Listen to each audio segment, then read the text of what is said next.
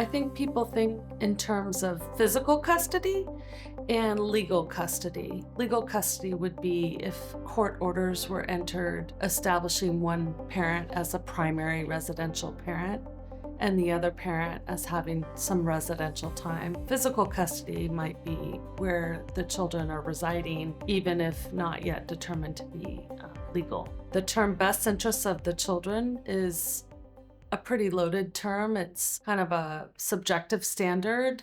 I think the court looks at different elements to make that determination as to whether the children are thriving. They're going to look at maybe the last year or two as to which parent was exercising most of the parenting functions, like getting the children to bed on time and up on time, and hygiene, like baths, nutrition, meals, and making lunches, and getting the kids to school on time, and homework, making sure homework gets done, and consoling the child or children when they're upset, staying home with them if they're sick.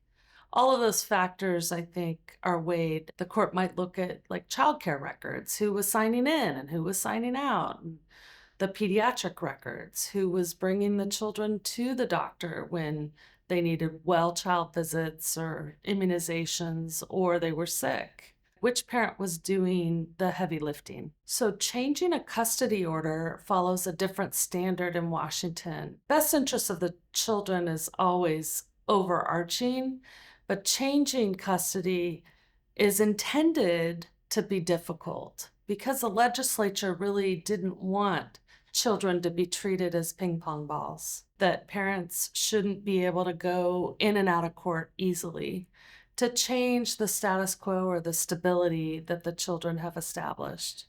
So it's a higher threshold that parents must meet in order to change an existing parenting plan that's already been established. They must show a substantial change in circumstances in the non-moving party. So if you're the parent asking for the change, it's got to be a change that's very significant in the other parent or in your child in order to substantiate a basis to change custody. Otherwise, your case will be thrown out. The question about, can I move with my child? And this could be a move from one school district to another, so within the same state, within the same kind of geographic region, or it could be to a different state. And we have a very strong Relocation Act in the state of Washington that's pretty unique. If you're the primary residential parent, you may have a presumption in your favor that the move of your children with you is in their best interests. If you're the other parent objecting to the move of your children, you have to basically walk through 11 different factors to rebut that presumption in favor of the move.